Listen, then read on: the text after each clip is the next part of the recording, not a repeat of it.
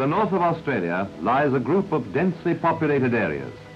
China and Indochina with their hundreds of millions, then to the south the Malayan Peninsula with its mixed population. Further south again, the Javanese of Indonesia. To the northeast, the Philippine archipelago. And finally, within one day's sail of our shores, New Guinea, the western section belonging to the Dutch and the eastern half administered by Australia. In the Malay States, the city of Singapore is a cross-section of many peoples.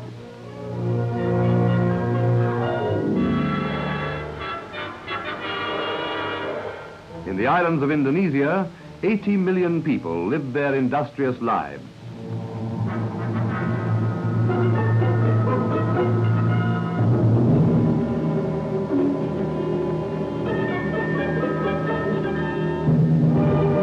Then to New Guinea, and the Stone Age in its last lingering form.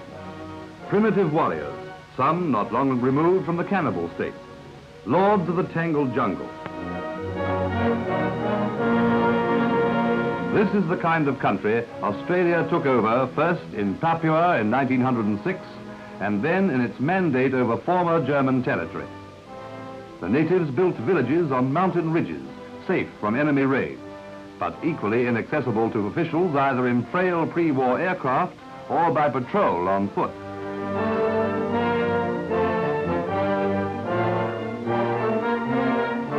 It was a rich, productive country, but except for the well-laid-out native gardens, a jungle wilderness. The first patrols must have met scenes like this, tribes with no contacts with the outside world.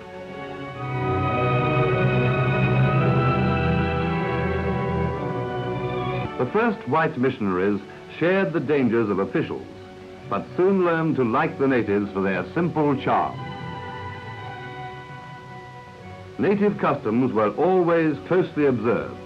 For instance, when relatives died, the women whitened their eyes as a sign of mourning, and the men dressed their heads with nets made from the hair of the deceased. When it rained, natives covered their heads with mats from pandanus leaves.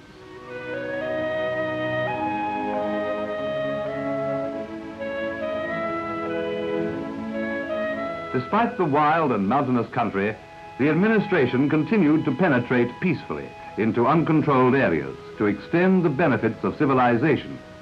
Here is a typical pre-war patrol.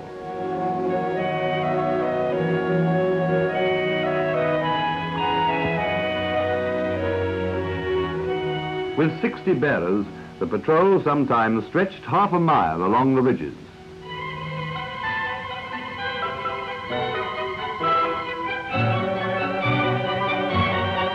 As they passed along the creeks and rivers, it was heartening to notice the presence of women, a friendly sign.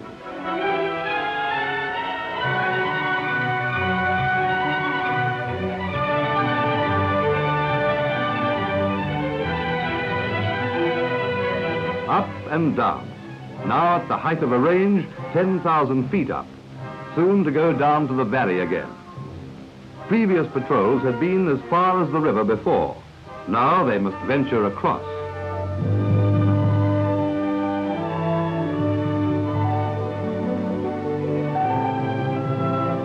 The first encounter with an unknown tribe was always a time of tension and preparedness, especially when the men were armed with bows and arrows and obviously excited.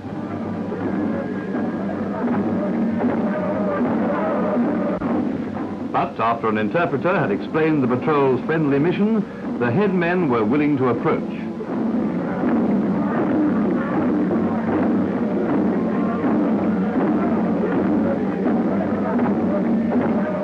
The chief was followed by his bodyguard, and, a welcome sign, a small boy bringing gifts of food.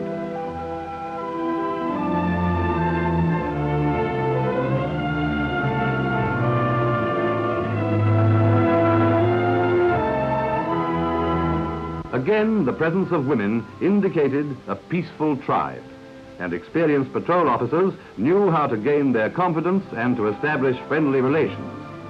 With these assured, they usually would stay for several days. By way of welcome, the tribesmen would solve the housing situation by cutting and collecting kunai grass for temporary shelter.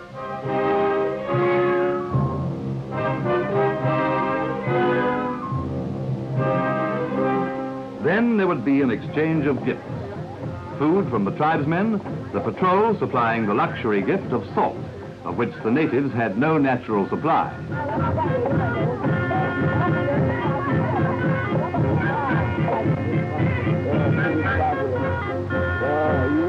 But before the feast could proceed, there had to be fire. A string-like piece of bamboo in friction with soft wood was their box of matches.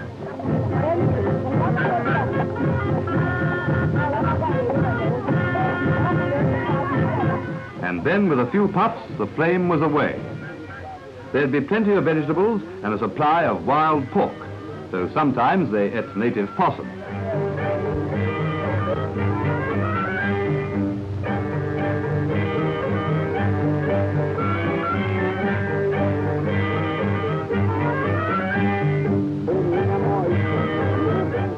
And in the wake of the patrols came the most modern transport of the day, the Junkers freight planes, for gold was discovered.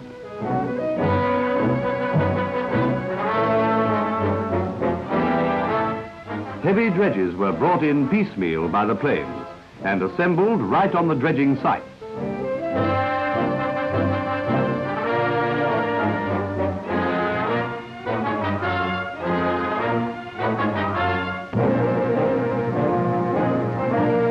The dredges floated in lakes of their own making, scooping up the gold-bearing gravel in great buckets.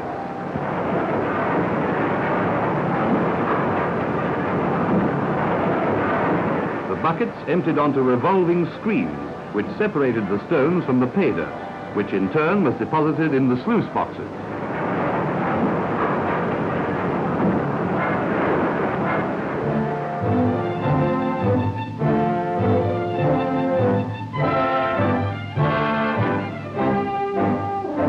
In the ultimate process, gold, melted at 2,000 degrees Fahrenheit, became pure molten wealth.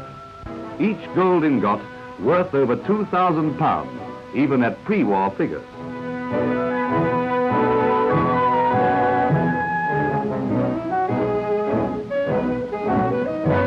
This little collection totaled 20,000 pounds, a precious cargo to assist Australian credit overseas and to finance more development of the country from which the gold was won.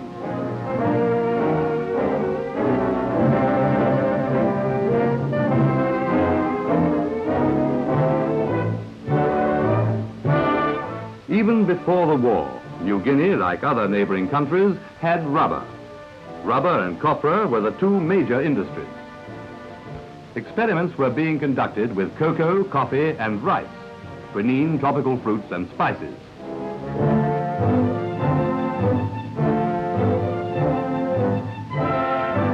But the best development of any country lies in the education of its children. And here, Australia was true to the highest demands of her trusteeship. Then, as now, English was taught in the schools, and teachers were surprised by the standards of native intelligence.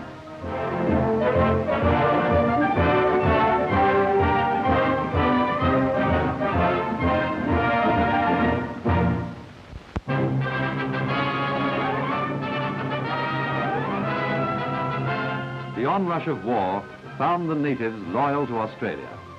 Some of the well-trained native constables continued to act as police, but many volunteered as soldiers, as did hundreds of other natives. Australian instructors brought them to a high degree of military precision.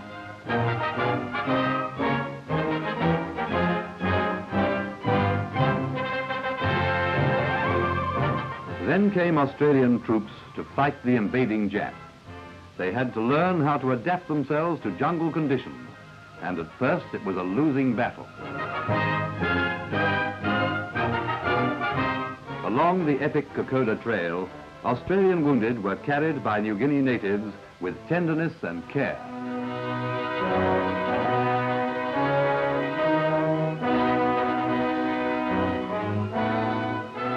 Although some of these native civilians suffered severely at the hands of the enemy, they remained loyal to the Australian administration, winning many decorations from a thankful king.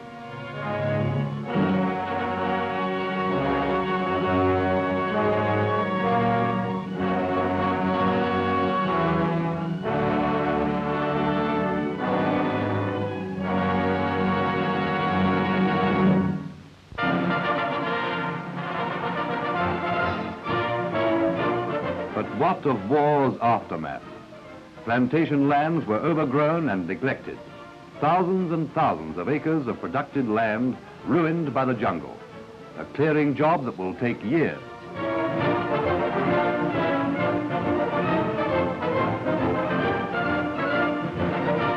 But the groves must be won back. Coconuts for copra, a raw material in global demand. The dredges escaped bombing during the war, but a flood overturned this one. High-pressure nozzles are moving the debris away to put the gold-earning dredge back in commission.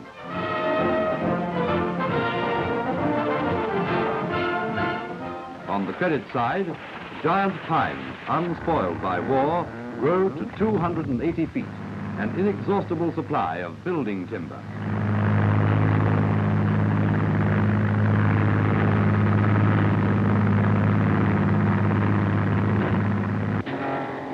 Well-trained natives are quite at home with complicated machinery as they cut through the selected logs.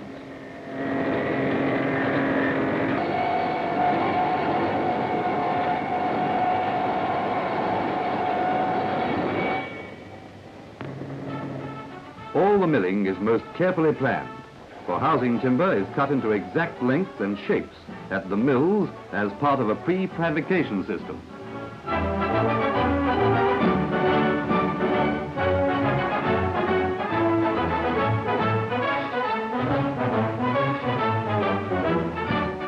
Port Moresby, the administrative centre, sits quietly in the sun after its hectic war years. The last island stronghold against the Japs, Moresby suffered severe damage. But structures like this hotel are part of a general rebuilding. Paved streets make a strange contrast with grass-skirted natives.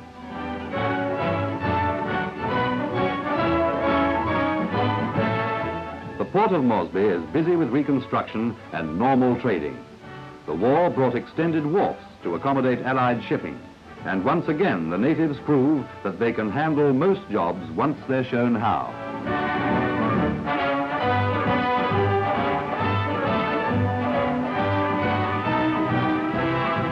But for the bulk of New Guinea, aviation is still the most effective transport. Modern aircraft mark a big step from the old Junkers planes of yesterday.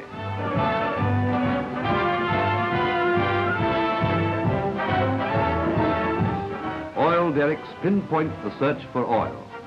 No luck yet, but the search goes on, its discovery a strategic prize for Australia.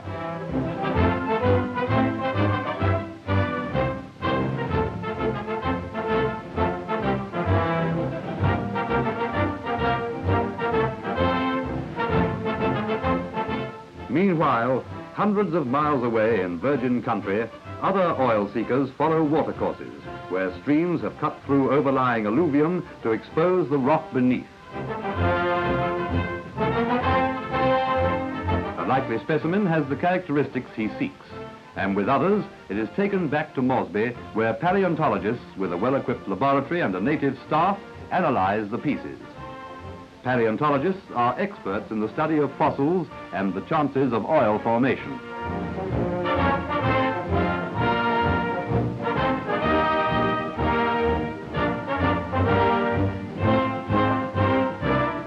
In a land of timber, a knowledge of woodwork is an asset to the community. Coastal centres concentrate on boat building to exploit the teeming waters, a trade that calls for precision and craftsmanship.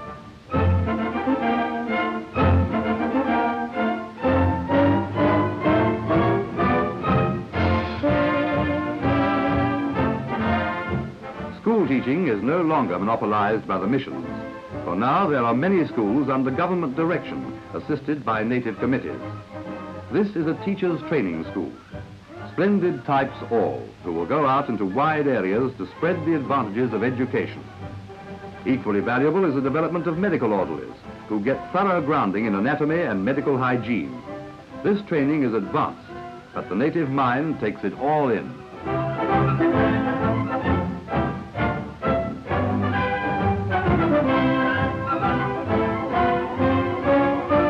The dreaded tropical disease Frumbesia can be combated by intravenous injections of modern drugs.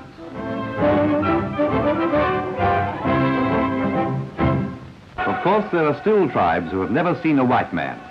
Here, 10,000 tribesmen who responded to an invitation to meet no less a person than the Governor-General of Australia.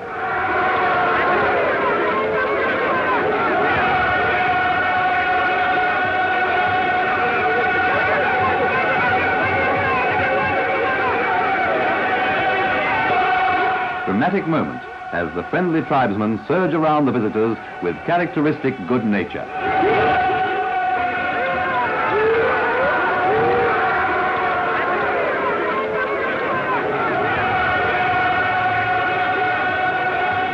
The number one big white master, as the natives call the Governor-General, meets chieftains of various tribes resplendent in their ceremonial regalia.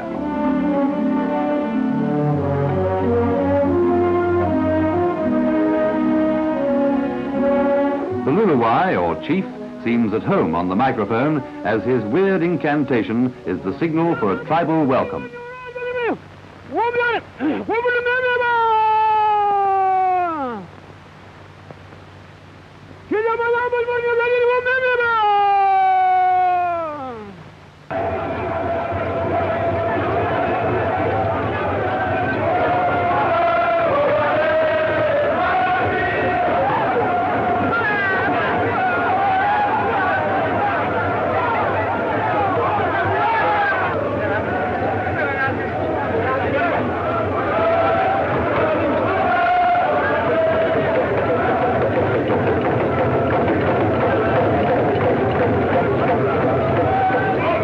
In their restful moments, they can look on at a conference presided over by Colonel Murray, the administrator of Papua and New Guinea, as officials discuss a sheep growing project. In an experimental area, a flock of Romney marsh sheep is shepherded by natives new to the ancient art.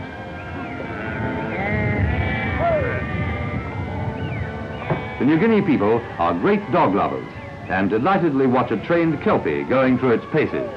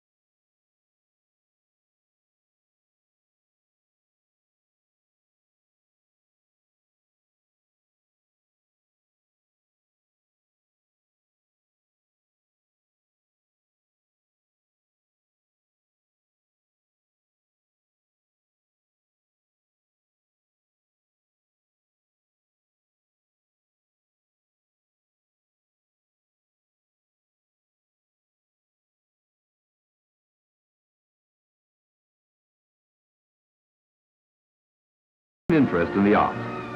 Strange fashions are in evidence as the women satisfy a typically feminine curiosity.